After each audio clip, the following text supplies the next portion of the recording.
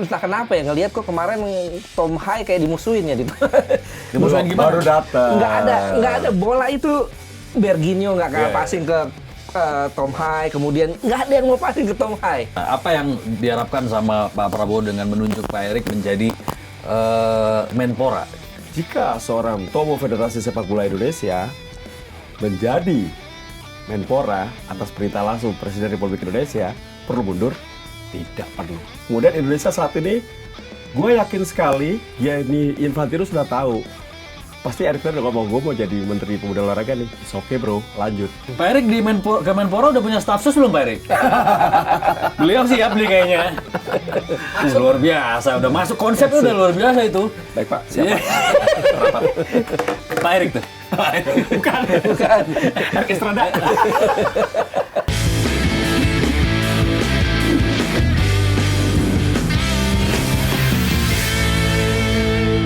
Oke, ketemu lagi di Locker Room barengan gue Fadli Sungkaran dan sekarang saatnya gue present teman-teman gue di studio untuk kita ajak ngobrol pada hari ini. Mau Menpora?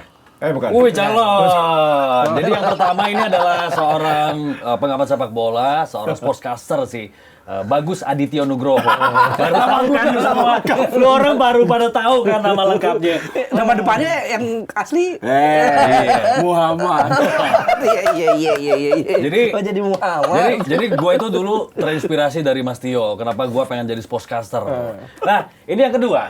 Jadi ini adalah seorang pandai sepak bola, seorang komentator, setengah ustad. Sedap. Jadi hati gue tuh damai, tentrem, adem gitu kalau siaran sama beliau ini. Ada Abdul Haris. Sehat, Ustaz? Alhamdulillah. Iya. Jadi mungkin pada tahun-tahun 2010 sampai 2013 yang suka nonton Liga Inggris pasti hampir setiap weekend. Tiap weekend tuh kita nontonin ya di Global TV sama Mansi TV kalau salah ya. Betul. Ini duet maut loh. Iya, Sampai jadi tahanan kota katanya nggak bisa keluar ya kemana-mana. Tapi nggak apa-apa, bayarannya besar. Pertanyaan gua, Ya, sempet cinlok gak waktu itu? gue mau mangku dia sekarang. Sempet gandengan sih. Iya. Enggak lah, kita ada satu cerita yang mungkin nggak Iya. tahu.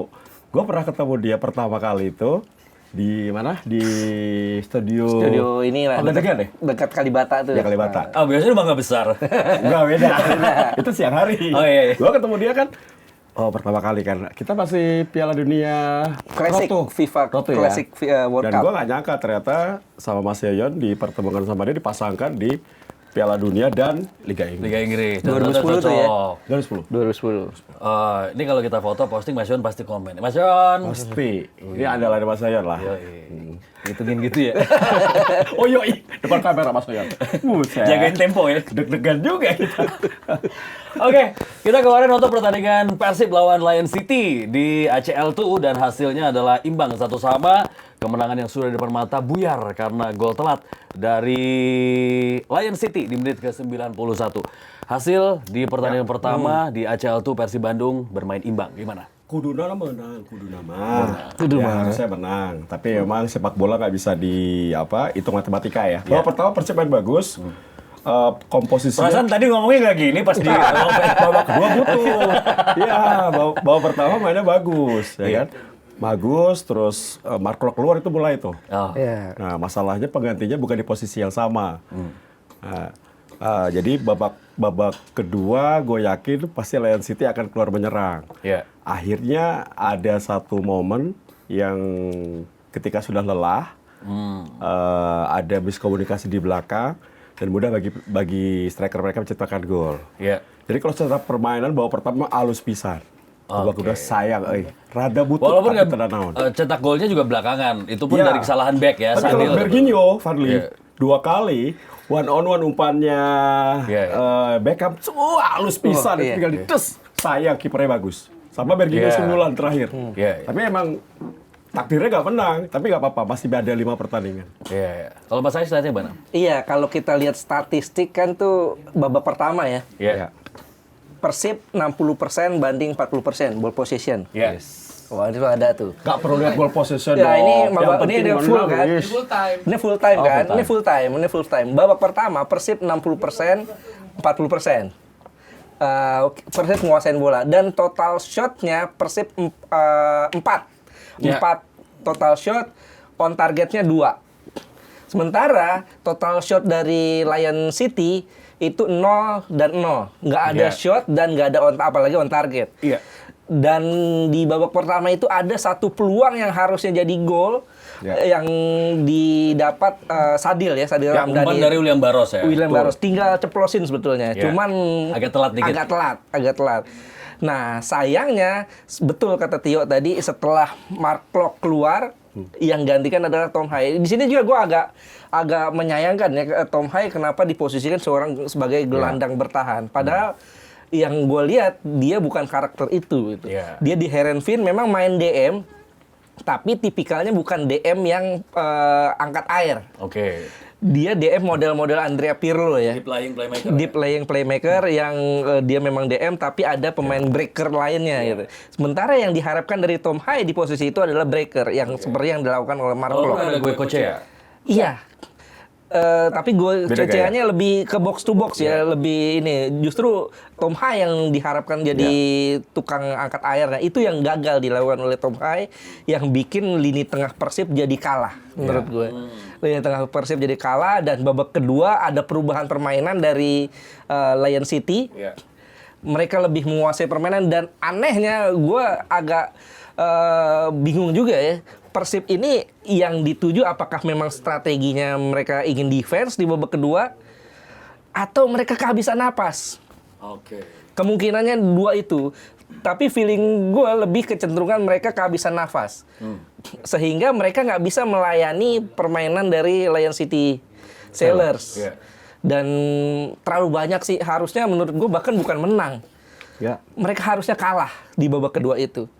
Karena berkali-kali kalau nggak Teja Paku Teja, Alam iya. mainnya bagus, Berapa kali save selesai. ya? Benar-benar. Berkali-kali Teja save bola dan akhirnya menyelamatkan Persib ya. Iya. Gue berharap sih sebetulnya itu nggak kejadian gol, tapi beberapa kali Persib terlalu memberikan kesempatan pemain-pemain lawan untuk angkat bola dari sayap. Iya. Padahal dari segi komposisi back kan back lu empat-empatnya asing semua kan. Iya. Berba, Julio Cesar, Putros juga. Tapi karena lini tengahnya nggak maksimal, nggak ada tameng sehingga langsung ketemu back four ini yang menurut gue jadi PR besar buat Boyan Hodak ya. Dan gue yakin juga ini nggak seperti musim lalu yang gue bilang di TV juga beberapa kali siaran Persib nggak serius, tapi kali ini Persib serius. Ya. Tapi emang rotasi secara menyeluruh juga dilakukan beda dengan pemain-pemain yang main di Super League kan kemarin itu. Hasilnya gimana? Ada satu sih, kemarin pas habis live, itu gue live TikTok sama Boboto sampai jam 12 malam. Iya. Itu ngobrol macam ngalor ngidul kan. Kebanyakan setuju bahwa Persib babak kedua butut atau capek lah ya. Jadi mainnya hancur gitu. Mereka setuju, tapi mereka respect sama keseriusan Persib Bandung di AFC kali ini. Karena seperti tadi Ais bilang di tahun lalu tuh mereka baru serius di 2 pertandingan terakhir. Tapi udah nggak ngejar. Sama satu lagi Boboto tuh ngomongnya, aduh masih kayaknya kurang tajam, strikernya, Jadi masih bawa Tyron, masih bawa apa namanya David da Silva. Gue bilang move on atuh, ini musimnya beda, tapi lebih seger gitu. Nah, Ramon 4 pertandingan nggak gol, nggak cetak gol. William Barros juga belum meyakinkan bahwa malah kalau gue lihat kemarin itu second strikernya berpotensi banyak cetak gol, hanya saja kurang berhasil aja, apa saja. Kalau nggak bisa menang harusnya. Entah kenapa ya, ngelihat kok kemarin Tom Hai kayak dimusuhin ya gitu. Dimusuhin gimana? Baru datang. Nggak ada bola itu Berginio nggak kayak passing ke Tom Hai, kemudian nggak ada yang mau passing ke Tom Hai. Chemistry is. Iya, gue feeling gue juga chemistry itu. Yang passing mau ke Tom Hai cuman Eliano kemarin. Ada sekali Eliano passing ke Tom Hai sehingga Tom Hai jadi kayak tukang lari aja di situ. Lari ke sana, lari ke sini, halo bola, lari ke sana. Jadi perannya jadi nggak ada Emang belum artinya ngeblend banget. kali ya? Belum Karena ngeblend, ketika belum main juga ngeblend. selalu dari bangku Betul, cadangan karena kan kan? baru 2 kali kan Tom Hai main kan. Iya. Tapi ada satu yang menarik nih, William Marsilio. Kenapa nggak dimainin? Udah 2 kali pertandingan nih, nggak masuk. Ya itu posisinya terancam dengan adanya Tom Hai kan, sebetulnya. Posisinya sama untuk berebut posisi playmaker ya, untuk mengalirkan bola bersama dengan Gue Cece ya. Itu berdua itu. Memang sebenarnya bukan tersingkirkan kalau dalam sebuah tim yang kaya banyak pilihan, pasti pelatih harus memberikan ruang untuk pemain bersaing. Ini waktunya lu gua mainin, lu harus tampil bagus. Kalau nggak jelek ya Marcelo akan main lagi gitu paling. Jadi Jadi no big deal sih sebetulnya. Apakah dia memang kurang fit? Tapi gue nggak baca dia cedera ya soalnya ya. Iya. Dia tidak cedera. Tapi ini pilihan yang banyak bagi pelatih Bojan Hodak untuk tampil di Super League sama untuk di Iya, ACL. sebetulnya kalau secara fisik Tom Hai yang masih belum layak main menurut gue. Satu babak nggak kuat juga ya? Satu babak juga nggak Iya, kuat. Dia, ya ini kan diakui ya oleh Bojan Hodak ya bahwa secara match fitness Tom Hai ini belum siap. Karena ya telat gabung, kemudian juga dia kan lama nggak main di sebuah kompetisi kan. Reguler. Ya artinya setelah dia kontraknya habis di Almer City, dia kan sampai berapa pekan gitu kan nggak dapat jam bermain kan, sehingga match fitness-nya jadi jelek, dan saat dia gabung Persib ya bisa kelihatan. Dan kenapa Tom Hai tetap dimasukkan di babak kedua walaupun Bojan Hodak sadar bahwa kondisi fisiknya masih belum maksimal? Feeling gue ada tekanan. Karena Tom Hai ini pemain mahal, Pak. Bahkan ada yang bilang kan paling mahal di Super League ini kan. Kalau seandainya dia udah mahal dibayar terus jadi cadangan, apa enggak obok-obok segala macam. Tapi dia pemain yang berbeda sama yang lain, Is. Iya. Datangnya Tom Hai itu udah dipikirin sama manajemen Persib selain bisnis marketing juga marketing bisnisnya ya. Tapi secara materi dan juga skill ya itu beda sama yang lain. Tinggal kalau dia udah nyetel, bahaya. Nah, kalau menurut gua justru ya udahlah dikasih menit bermain even sedikit ya. Cuman dengan cara itu akhirnya lama-lama terbiasa dan bisa bonding sama tim gitu. Betul. Dan kalau misalnya hitung-hitungan material kan juga fee-nya lumayan gede ya di ACL tuh ini ya. Gede. Satu pertandingan juga berapa? $50.000 ya. Jadi oke juga. Oke. Dengan hasil ini masih bisa lolos. Masih bisa lolos. Nah, kansnya gimana nih? Sekarang dengan hasil ini ada di peringkat 3 klasemen. Bangkok teratas, baru Lion, dan terakhir Selangor. Nah, ini ada klasemen di grup G ACL tuh saat ini. Persib kedua nanti lawan Bangkok nih, main away. Ya, benar. Tanggal 1. Itu juga tidak boleh kalah ya. Harus bisa jaga minimal. Beberapa kali ulasan Persib bisa lolos asal 3 home menang.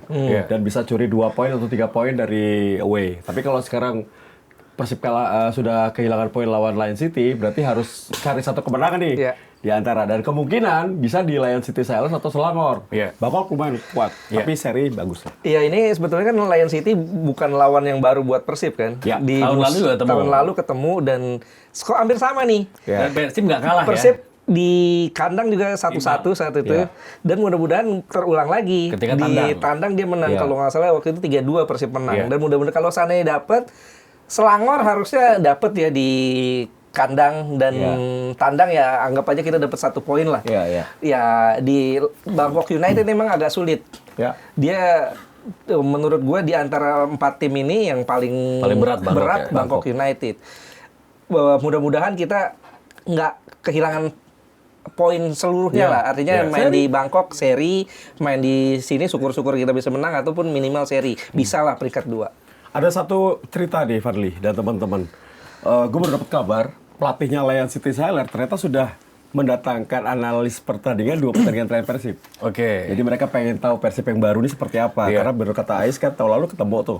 Nah dia pengen tahu di timnya mereka baru. Mereka pelajari Persib yang sekarang. Mereka mengirimkan analis untuk melihat ternyata berhasil mereka menang Persib baru. Itu salah satu hal penting. Next match mudah-mudahan bisa tampil optimal ya, bisa mengamankan poin lawan berat menanti yaitu Bangkok United. Ngomong Bangkok, Arhan juga nggak main ya kemarin ya? Kemarin enggak. Kalau salah nggak dimainin ya. Ini juga ada berita menarik dari Persib di mana Haji Umuh. Ini bapaknya anak-anak yang udah lama develop Persib bersama dengan Persib membangun dan lain sebagainya sampai Persib juara juga di tahun 2014. Terus juga Piala Presiden 2015 pada saat itu. Ini katanya mau istirahat. Gimana kalau menurut kalian? Iya, memang udah waktunya ya karena memang Haji ini udah banyak memberi kontribusi buat Persib ya. Dan gue pikir ya harus ada regenerasi lah untuk pengembangan dari Persib sebagai sebuah tokoh, sebagai sebuah figur ya tetap harus dijaga, dihormati. Tapi ya memang jika beliau sudah mulai ingin mundur ya berarti ini waktunya. Kalau gue pikir tahan dulu lah. Siapa tahu Persib hat-trick. Oh, Jadi sampai akhir mungkin musim ini. tahun ini, tahun terakhir, karena susah ya. Gue cukup mengenal beliau sebagai seorang yang vokal ya. Iya. Vokal berani, PSSI-nya gimana lawan gitu. Ya, itu ya betul-betul. Sama kayak lu dong. Hah? Nggak juga. Maksudnya sosok pemimpin kayak Pak Haji Umuh itu jarang ditemukan. Kedaerahan, ngomongnya juga Sunda banget ya kan. Terus memang dia cukup dekat dengan pemain. Bukan hanya kasih bonus ya, tapi sebagai bapak tadi lu bilang itu Persib bakal kehilangan kalau Pak Haji Umuh ganti. Pasti. Karena pemimpin berikutnya belum tentu. Ya punya visi yang sama ya, atau semangatnya sama. Berarti semusim lagi sampai akhir musim ini ya? Siapa tahu hat-trick. Siapa tahu masih bertutuahnya Wah Haji Umuh ya? Tuh, sama dorongannya, supportnya. Luar biasa loh supportnya. Bukan berarti uang aja ya. No, spiritual itu penting. Bagaimana memompa semangat. Pemain tuh butuh figur bapak dalam sebuah tim selain pelatih ya. Ini kan juga Godfather. Betul. Sama aja dong ini. Ya, tapi kalau misalnya nanti mundur, apa dampak besar yang akan dirasakan Persib? Kalau secara manajerial sih kayaknya enggak terlalu ya. Tapi ya non teknis ini menurut gua. Non teknis ini ketika Persib lagi limbung, kadang-kadang Pak Haji datang, ngumpulin pemain, ayo bangkit Up lagi. ya? Ayo, nah itu yang penting. Belum tentu bisa. Bahkan di beberapa klub owner ngomong pun kadang-kadang nggak didengar oleh pemainnya. Kalau Pak Haji Umuh ini sosok yang berbeda lah. Udah lama banget, lebih dari 10 tahun. 16 ya, 16 tahun. 16 tahun. Tuh. Itu ketika Persib terpuruk, beliau yang bisa ngangkat Persib lagi. Jadi menurut gue kehilangan itu bakal kehilangan sosok pemimpin lah. Iya, kehilangan figur lah, kehilangan figur. Karena kalau mending kehilangan Bojan Hodak daripada kehilangan Haji Umuh. Kalau di menurut gue ya, walaupun Persib ini secara tim udah settle dan profesional, pengelolaannya udah luar biasa. Artinya seharusnya ditinggal manajer nggak ada masalah dong. Tapi ini mungkin faktor X atau gimana kalau menurut Mas Alex? Oh sorry, gue potong, sorry.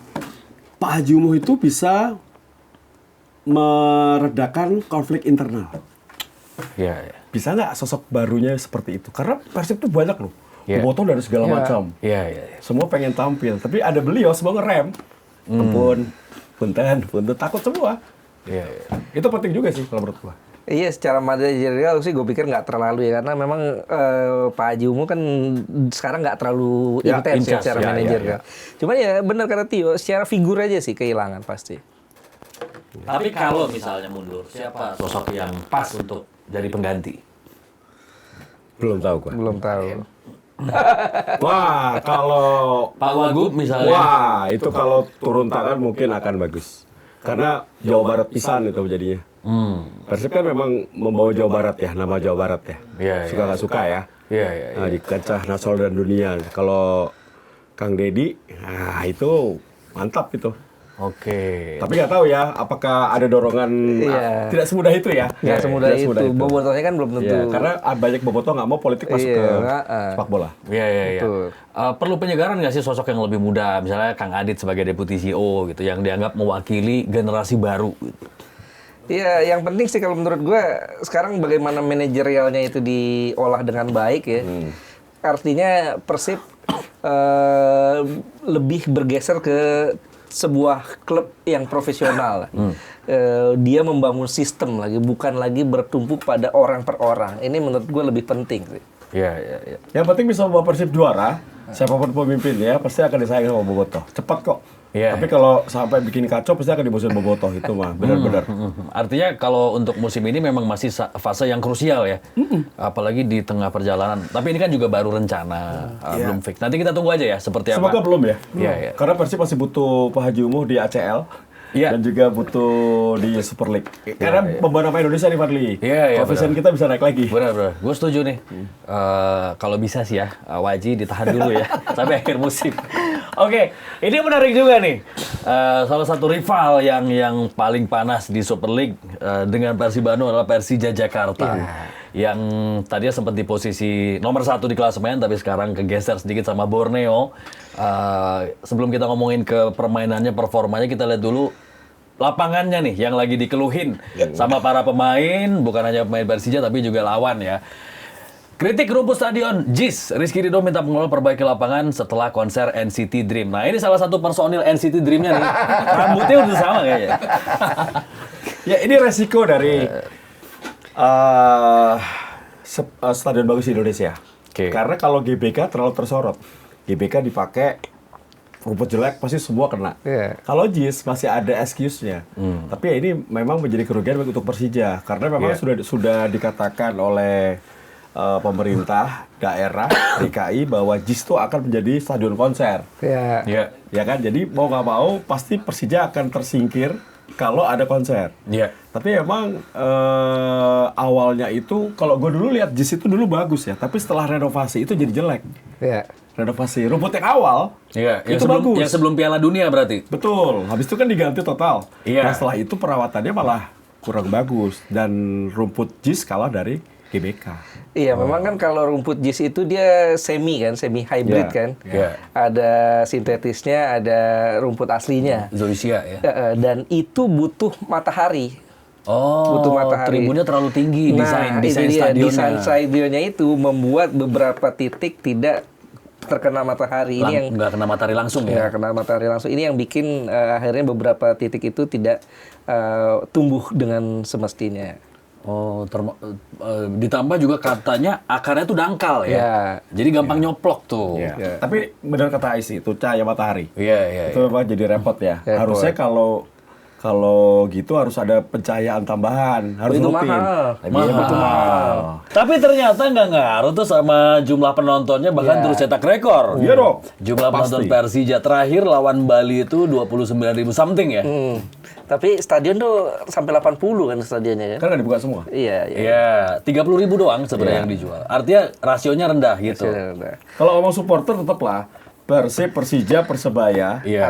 Arema. itu udah nggak ada lawan. Iya. Pasti mau stadionnya di mana, rumputnya jelek pun mereka datang. Karena Mereka kan tim mencintai tradisional klubnya. dan basis supporter yang udah Iya. mengakar. Dan Persija emang bagus banget musim ini. Iya. Hadirnya Jordi Amat Dari itu Ridho. membuat perbedaan besar. Betul. Terus Brazil yang kali depan itu Oh. ngeri. Jadi Betul. memang pantas mereka salah satu tim yang Kandidat juara. lah, kandidat. Kandidat. Iya, dan jangan lupa pelatihnya ini bagus. Mauricio Sousa ini bagus. Dua musim lalu ya, zaman ada Championship Series, Oh, dia di Madura ya? dia bawa Madura sampai ke final. Iya. Padahal kan orang nggak lirik Madura itu sebagai salah satu kekuatan saat itu, tapi tiba-tiba bisa muncul sebagai finalis dan bagus memang mainnya. Sekarang kita lihat belum pernah kalah Persija kan? Iya. 4 pertandingan ya hampir kalah dari Malut ya. Seri. Iya. Akhirnya seri. Lawan Bali juga kemarin nyaris juga akhirnya bisa seri lagi. Ini menunjukkan bahwa mentalitas mereka bagus. Iya. Dan gaya main cakep menurut gue. Bagus dia artinya. Berasa Brazil ya? Berasa ya. Sekarang kita bingung ya mau mau lihat ini gaya main Brazil atau bukan, artinya karena sepak bola sudah membaur. Iya.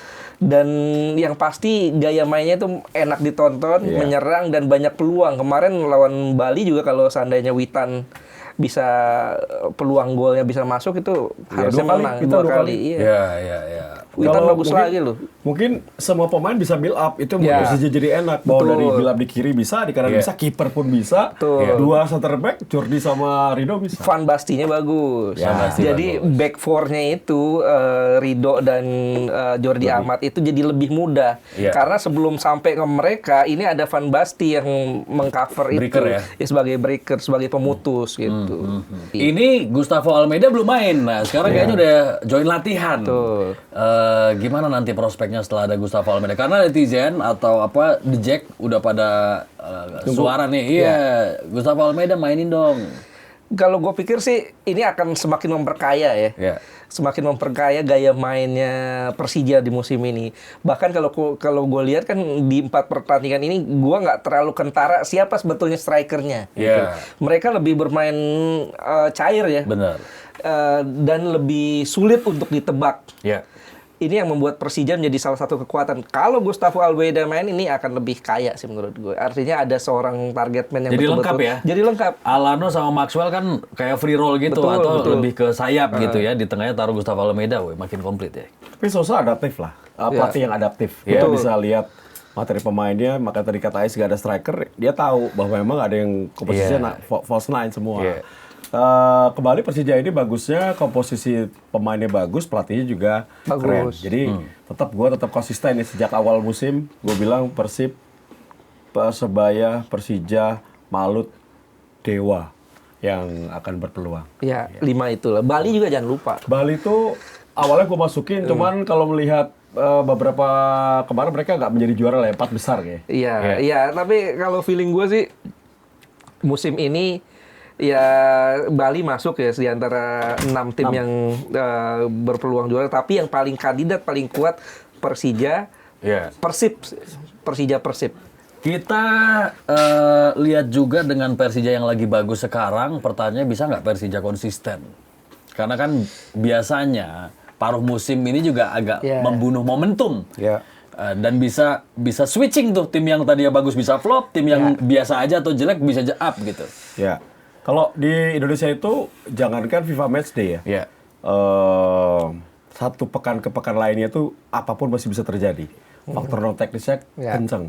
Apa sih faktor non teknisnya? Ya ketika pemain dipanggil timnas, nggak dilepas atau kan dilepas nggak ya. Tapi sekarang sudah, insya Allah sih udah bagus ya, udah rapi ya, udah rapi jadwalnya mengikuti FIFA Matchday. Terus pemain-pemain Indonesia itu kan kadang-kadang masih belum bisa jaga makan jaga makan pola hidup. Di awal musim bagus, belum tentu akhir musim masih main seperti ini nih. Kenapa ini jelek ya? Oh dia ke dunia malam, oh dia makan minyak kebanyakan, nah, jadi kurang olahraga, kurang jaga badan. Itu kadang-kadang menurun tuh. Namanya tetap Fandi Sungkara, di awal musim bagus, di akhir musim Fandi Sungkara turun karena apa? Nah, itu faktor-faktor teknis lah. Padahal Bakmi Japo sudah tutup ya. Sama pergantian kadang-kadang tuh pelatih asing juga penting ya. Kalau pelatih lokal mereka nggak dengar nih pemain nih. Ketika pelatih asing mereka lebih dengar. Respect. Kembali ke itu hal teknis seperti itu Fadli. Jadinya susah banget kalau gue lebih suka siapa juara Liga Inggris, siapa juara Liga Italia, siapa juara Liga Timor Leste ibaratnya kayak gitu. Kalau Liga Indonesia susah nebaknya. Nanti nunggu dulu sampai putaran pertama selesai, baru kita lihat seperti apa. Kalau gue pikir Persija sekarang apakah bisa konsisten atau enggak, ini tergantung dalam perjalanannya ini pemain-pemain utama mereka, pemain-pemain penting mereka banyak yang cedera apa enggak. Oh, penting tuh. Terutama Jordi Amat dan Rizky Ridho. Dua pemain itu sih menurut gue yang paling Jordi udah nggak muda, napasnya kira-kira panjang nggak? Ya, yang penting ada ininya ada rotasinya yang menggantikan, dan yang menggantikan ini kan 4 pertandingan selalu dia aja kan. Jordi Ridho kan artinya, dan Van Basten juga tuh yang paling penting. Kalau seandainya pemain-pemain ini tetap bisa main dalam kondisi sehat, ya kemungkinan Persija bisa konsisten. Karena tadi kalau melihat kedalaman skuad Persija, memang bintang mereka 11-11-nya bagus tuh. Tapi pemain cadangannya tidak setara dengan pemain yang tampil di lapangan. Terjunjung pelan. Ada gap ya? Betul, pemain U23 atau pemain muda kan. Nah ini menarik juga nih, Ridho yang kontraknya mau habis 2026 ya. Ini kan lagi ramai juga nih pembahasan soal Ridho mau abroad, terus mau perpanjangan kontrak, tapi belum tanda tangan, dan kabarnya ada klausul yang diminta ya. Dia membuka opsi kalau one day mau abroad nggak dipersulit. Tapi kan Persija juga harus perpanjang kontrak supaya nanti nggak lepas free transfer 2026 ya. Gimana menurut kalian? Itu cuma satu kalimat, win-win solution. Solusi jalan tengahnya ya. Betul, Persijanya nggak takut kehilangan Ridho, tapi Ridho juga nggak kehilangan mimpi untuk main di luar. Jadi menurut gue cuma satu kalimat win-win solution, dan itu bagus banget. Persija hebat, Ridho juga berani, bagus. Tapi kalau gue sih lebih cenderung berpikir bukan masalah kontraknya ya, masalah karir Ridhonya. Karena bukan gua nggak kepengen pemain Indonesia main di luar, tapi kita juga perlu melihat banyak pemain Indonesia saat main di luar nggak dapat menit bermain. Kayak Arhan sekarang kan menit bermainnya susah. Hasnawi juga nggak selalu starter ya di Bangkok ya, di Buriram. Hasnawi di Buriram. Kemudian Shane bahkan Shane main inti. Sandy Walsh kan kadang-kadang sudah ini gitu, suka nggak. Atau kayak Marceng misalnya waktu di Oxford gitu iya. ya. Paling jelas Betul. Ini yang menurut gue lebih baik dia main di Super League bersama Persija, tapi dia selalu main, jadi pilihan utama, kapten bahkan, berduet dengan Jordi Amat, ketimbang dia main di luar negeri, apakah itu di Eropa ataupun di Asia, dia cuma jadi cadangan. Setuju nggak? Enggak. Kali ini gue harus setuju. Kalau Liga Indonesia udah bagus, Liga Indonesia masih butut masalahnya. Masih perlu pembenahan. Jadi untuk sebuah kualitas Ridho itu bahkan merinding gua. Ridho tuh banyak yang bilang, ada beberapa pemain kita yang main di Eropa, Kevin Dix sama Jesus, lu tuh udah pantas main di Serie A, lu tuh udah pantas main karena mereka udah tahu gaya bermainnya, cara bermainnya Ridho. Cuman lu belum ada kesempatan untuk trial aja. Gitu. Nah itu kan kemarin terbelenggu dengan kontrak. Nah ini sebuah jawaban bagus. Persija memperbolehkan kalau Ridho nanti ada yang mau, ya silakan. Tapi dia nggak mau kehilangan ketika balik ke Indonesia, lu sama gua gitu. Jadi ini win-win solution sih sebetulnya. Iya, cuman gini loh, bukannya gua nggak suka dia main di luar, gua mau banget dia main di luar gitu. Tapi kekhawatiran itu tadi. Kekhawatiran itu dia mesti pastikan, agennya mesti memastikan bahwa cari klubnya yang benar. Klubnya ini mau Ridho sebagai sebuah pemain yang berkualitas, bukan sebagai Ridho yang figur bisa naikin follower gitu loh. Kan kebanyakan begitu. Kalau lihat dari kualitasnya Ridho gimana? Layak nggak sih Ridho? Layak dong. Jadi reguler di Eropa. Layak. Jadi ya makanya. Jadi kan nggak perlu takut sebenarnya. Iya, cuman kan kadang-kadang ini ada unsur kepercayaannya. Orang-orang Eropa untuk bisa percaya kepada orang-orang Asia agak susah. Ya. Ini sama aturan itu, aturan non-Eropa. Eropa. Aturan non-Eropa itu jadi tim-tim itu kadang-kadang berpikir, aduh kalau pemain non-Eropa nih aturannya banyak nih. Itu yang akan mempersulit mereka. Kan hitungannya asing, non-Uni Eropa. Nah, kenapa balik lagi nih Fadli dan Ais? Gue udah berkali-kali ngomong kenapa waktu itu Erick Thohir, Pak Erick tuh pengen peringkat kita di atas 100 besar supaya mempermudah pemain abroad untuk bisa memilih tim dengan liga yang bagus. Benar. Tapi kemarin BP bilang Ridho nggak akan kemana-mana. Ya dia berharapnya tetap di Persija dong. Iya kan, karena manajer. Betul. Kepentingannya berbeda bro. Tapi kalau direktur olahraga. Karena dia kan pihak Persija. Iya. Tapi menurut gue tuh win-win solution, berikanlah kesempatan. Ridho kan mungkin nggak lama lagi dia usia prime-nya lewat nanti. Berikan kesempatan. Mungkin 2-3 tahun berkarir di Eropa, meskipun Liga Slovenia atau Liga Rumania misalnya di level kedua Eropa, tapi dia bermain di luar negeri dengan kapasitas dia sebagai pemain tim nasional Indonesia. Benar. Insya Allah bisa ngangkat. Karena memang usianya juga masih muda. Kalau misalnya usia dia sekarang udah 26, 27 udah susah. Sekarang 23, prospeknya sangat bagus dan kesempatan itu sangat besar. Karena kalau kita mau main di Eropa itu kan harus benar-benar pemain yang matang banget kalau usianya udah di atas 25 gitu. Itu kan di prime ya, usia prime gitu.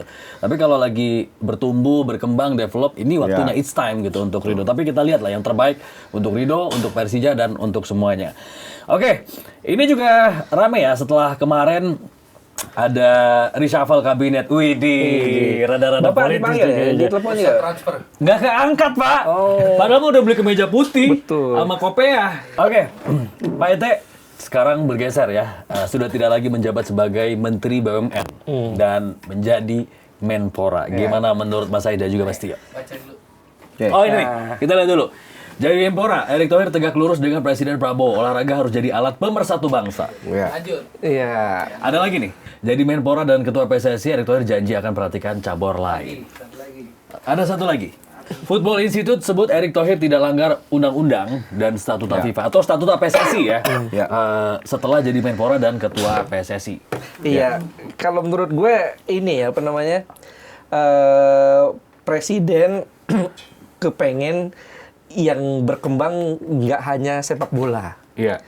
Pak Erick ini kan kalau kita bedah figurnya dulu ya sebelum kita obrolin masalah rangkap jabatan ya. Figur seorang Erick Thohir, dia pernah jadi ketua KOI, pernah di Perbasi, sekarang masih menjabat anggota IOC. Dia dekat dengan atlet-atlet baik di dalam maupun di luar negeri. Pernah jadi presiden Inter Milan, pernah punya DC United. Artinya track record Pak Erick sebagai sosok yang olahraga banget gitu. Olahraga banget. Artinya dia punya lingkungan olahraga yang sangat luar biasa. Yeah. Bukan cuma di dalam negeri, tapi juga luar negeri. Dia dikenal. Kemudian apakah rangkap jabatannya ini salah? Gue nggak pernah lihat ya, nggak pernah gue ketemukan ada statuta baik itu PSSI dan atau federasi gitu ya PSSI ataupun FIFA yang mengharamkan rangkap jabatan antara Menpora, Menteri Olahraga dan Ketua Federasi gitu. Yeah. Intervensi memang tidak boleh. Kalau intervensi ya, intervensi pemerintah terhadap federasi nggak boleh. Yang boleh dukungan ya? Kalau dukungan kan lain cerita nih. Artinya sebetulnya secara rangkap jabatan Pak Erik bukan sekarang rangkap jabatan. Kemarin kan dia Menteri Negara BUMN. Malah justru sekarang lebih relevan ya? Sekarang lebih relevan. Artinya kalau menurut gua, apalagi Pak Erik kan sudah bilang bahwa soal mundur apakah lanjut ini tergantung FIFA. Dan kenyataannya kan setelah dilantik besoknya Gianni Infantino presiden FIFA kasih selamat. Yeah. Dari situ saja menurut gua udah sebagai sinyal bahwa FIFA nggak mempermasalahkan gitu. Dan FIFA juga punya kepentingan, Pak. Yeah. FIFA juga punya kepentingan kepada Indonesia. Indonesia ini market globalnya luar biasa. Pasarnya luar biasa. Oh, maksudnya mau dilolosin Piala Dunia gitu? Mudah-mudahan sih. Enggak. Maksudnya gini, kalau seandainya mereka dekat dengan pemerintah, pemerintah Indonesia kan ini lebih gampang. Lobbyingnya segala macam gitu. Buat mereka lebih gampang untuk masuknya ke Indonesia, dan dengan begitu kan berarti lebih enak dong ketimbang melarang Pak Erik rangkap jabatan sebagai Menpora. Tapi sekarang pertanyaannya, apakah dia tidak konflik of interest? Tahan dulu. Nah, kalau menurut Mas Tio gimana? Apa yang diharapkan sama Pak Prabowo dengan menunjuk Pak Erik menjadi Menpora? Oke, gue serius nih ngomongin sekarang ya. Gue salah satu langsung ketika beliau dilantik, gue langsung bikin status. Jika seorang Ketua Umum Federasi Sepak Bola Indonesia menjadi Menpora atas perintah langsung Presiden Republik Indonesia, perlu mundur? Tidak perlu. Ya. Karena memang tidak ada aturan yang jelas. Statuta PSSI nggak ada, statuta FIFA juga nggak ada. Iya, tinggal nanti kembali ke peran beliau sebagai dua kepala di federasi dan juga kementerian. Gua sekarang dari point of view FIFA dulu ya, Fadil, boleh ya? FIFA dulu pernah Rusia punya hal yang sama, Ketua Federasi juga Menteri Pemuda dan Olahraga. Mutko namanya kalau Betul. nggak salah. Saat ini Al-Thani di Qatar. Ya, itu masih sebagai Ketua Umum PSSI-nya Qatar. Bahkan jadi apa namanya Menteri Pemuda dan Olahraga. LO-nya waktu Piala Dunia. Betul, ya. Dari point of view FIFA, FIFA itu adalah organisasi sepak bola terbesar di dunia yang mencari keuntungan dalam segala cara dengan bagaimana macam cara. Termasuk kita tahu FIFA tetap punya standar ganda. Ya. Kita Rusia di ban. 4 hari Israel nyerang enggak. Perang nih, ya kan? Standar ganda. Jadi clear. FIFA itu punya standar ganda. Jadi tidak ada aturan yang mereka buat harus dipatuhi. Mereka bisa negosiasi. Kemudian Indonesia saat ini, gue yakin sekali, Gianni Infantino sudah tahu.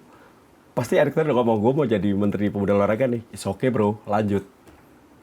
Tidak ada masalah sama sekali. Itu daripada FIFA. Karena apa? Betul kata Ais.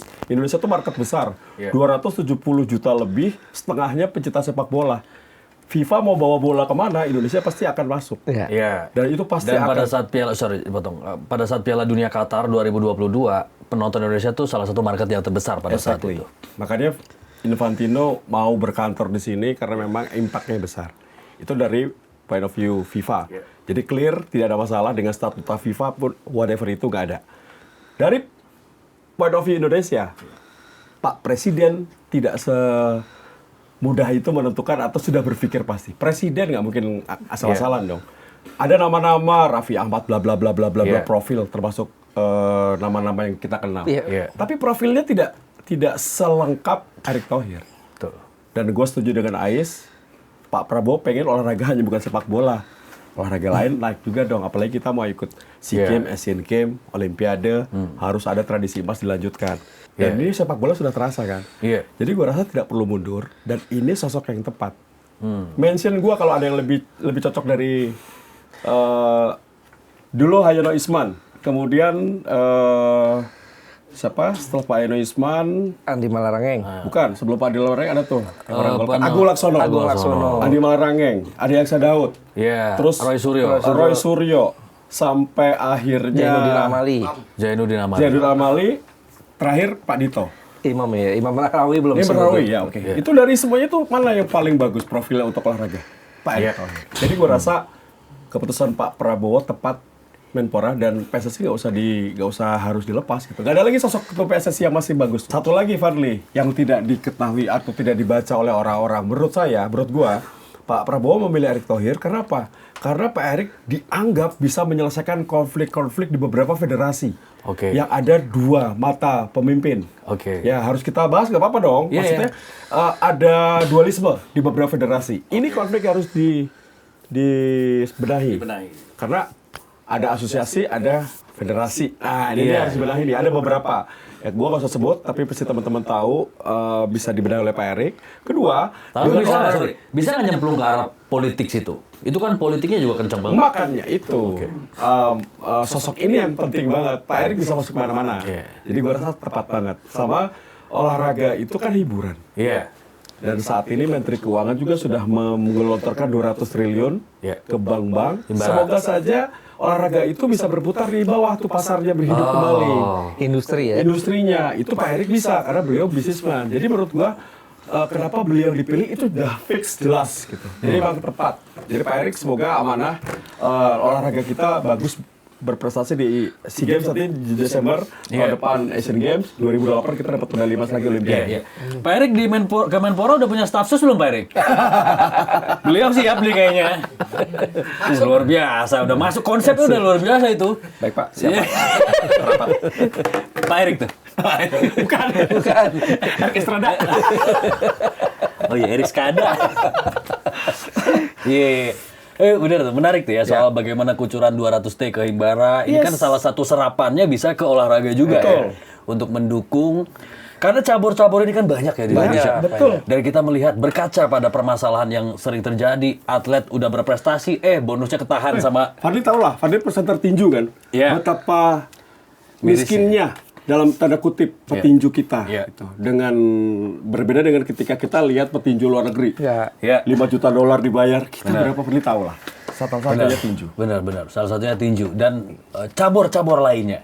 Kita nggak pernah kekurangan bakat ya. Kita nggak pernah kekurangan talenta dari berbagai cabur. Cuma memang masalah pembinaan dan balik lagi Mang Dana yang mungkin seringkali menjadi kendala. Mudah-mudahan ke depan ini bisa diperbaiki ya dengan karena Pak Prabowo ingin Pak Erick menata ulang roadmap olahraga seluruh cabur di Indonesia. Artinya kan dari grassroots sampai ke atas semua dibenahi sehingga goalnya adalah prestasi, kesejahteraan, dan ekosistem olahraga juga matang. Tapi kalau ada yang bilang kan kalau PSSI tetap diambil Pak Erick terus dia juga Kemenpora, ketakutannya adalah ada kecemburuan di antara cabur-cabur lain.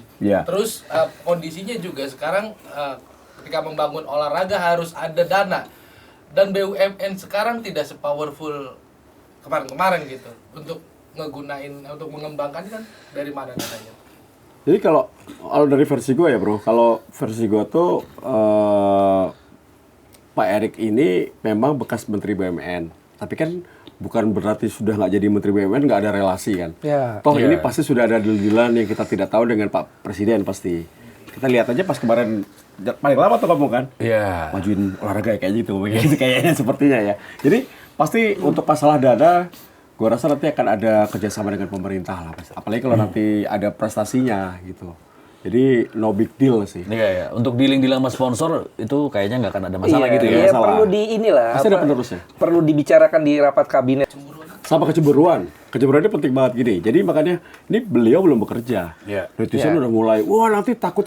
Kalau takut ke baju. Kasih beliau waktu. Kalau sampai nanti ternyata lebih pro ke PSSI ya netizen harus memberikan. Kan nanti kita bisa ngelihat ya. Betul. Tapi kalau melihat kemarin janjinya beliau sih,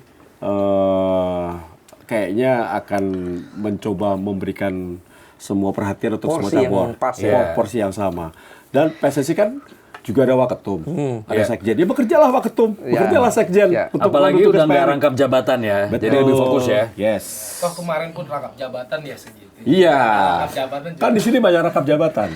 Selama tidak ada tidak ada intervensi pemerintah. Iya. Tadi kan sudah dibahas di awal tuh. Iya. Kalau tidak ada masalah sebenarnya rangkap jabatan nggak masalah. masalah. Gitu. Dan yang paling dikhawatirkan kan kalau seandainya dia mundur dari posisi ketua umum PSSI ini kan dengan pemain-pemain diaspora. Kita ini dua lagi pertandingan yang menurut gua pertandingan paling bersejarah, paling penting Iya. sepanjang sejarah Republik Indonesia. Lawan Arab tanggal 8, lawan Irak tanggal 11. Iya.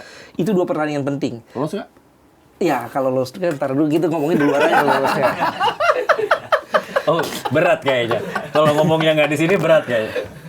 Artinya gini, sosok Pak Erik masih sangat dibutuhkan untuk mengawal dua pertandingan itu dulu. Ini bahaya buat stabilitas timnas ya. Betul.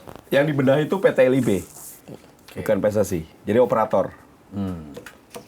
Tetap konsisten gue. Halo Kang Asep. Kita ngopi-ngopi lah boleh. Tapi gue setuju ya.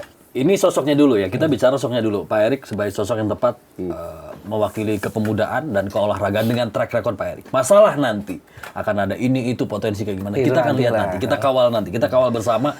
Kalau kurang kita kritisi, kita beri masukan, kita evaluasi sama-sama. Kalau misalnya bagus ya kita apresiasi. Se-fair itu aja gitu kan. Tugasnya Fadli sama Bung Ais lah. Emang lu nggak? Status. Oh ini staff sus. Bapak jangan susah nanti kalau kita telepon ya. Aman. Ntar habis ini dia susah ditelepon. Sombong amat deh. Iya.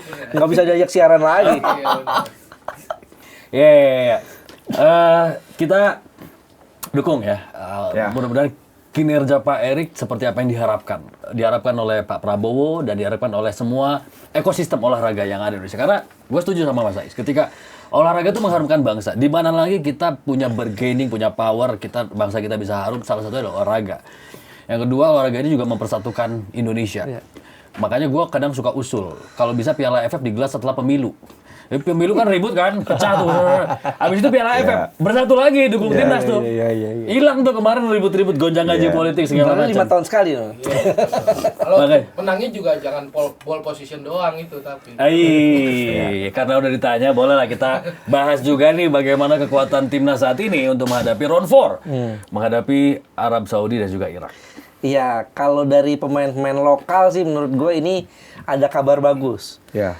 Per hari ini, kita syuting ini, I-League atau dulu PT Liga Indonesia Baru mengubah jadwal demi tim nasional Indonesia. Jadi match day di bulan Oktober ditiadakan, digeser ke bulan Desember. Tumben bener keputusannya kali ini.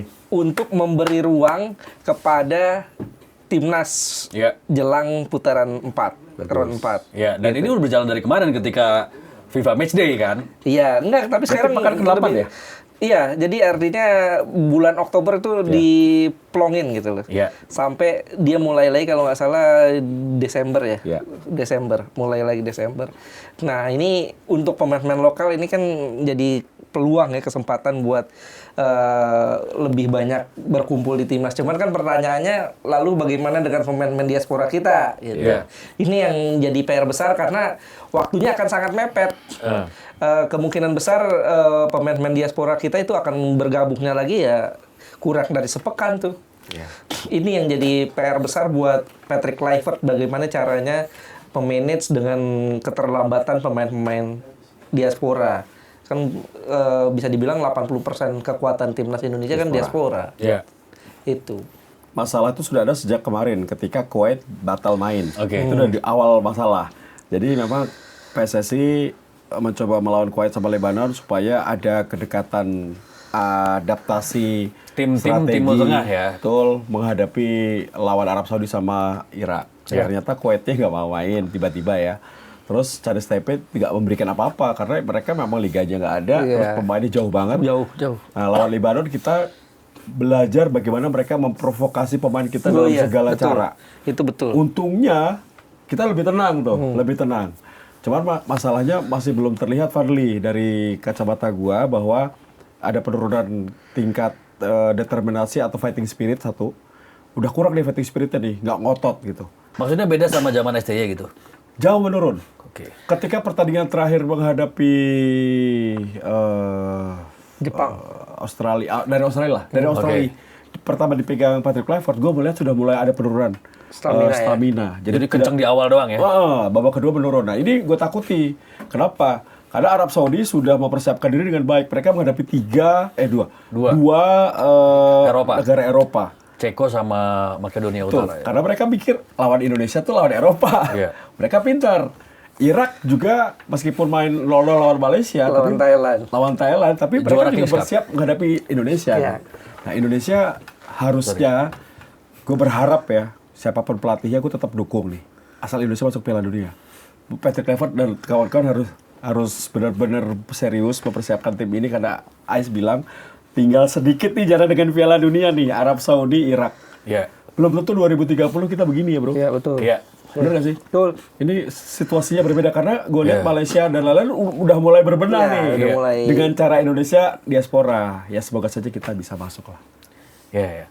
Nah, update-nya gimana? Kemarin kabarnya Ole udah bisa main ya? Udah mulai jogging ya, udah mulai latihan di gym. Iya. Tapi kalau main kan ini cerita lain. Tapi Gak dikasih Oxford kayaknya. iya, dan tapi kalau menurut kabar sih Ole udah telepon Patrick Kluivert ya bahwa dia mau main di bulan Oktober nanti. Pasti dong pengen Tapi main ya. apakah namanya dia main. fit atau enggak? Itu dia. Nah, itu dia pertanyaannya. Tapi dengan dia hadirnya udah bagus ya. Dia Misalnya ada ya.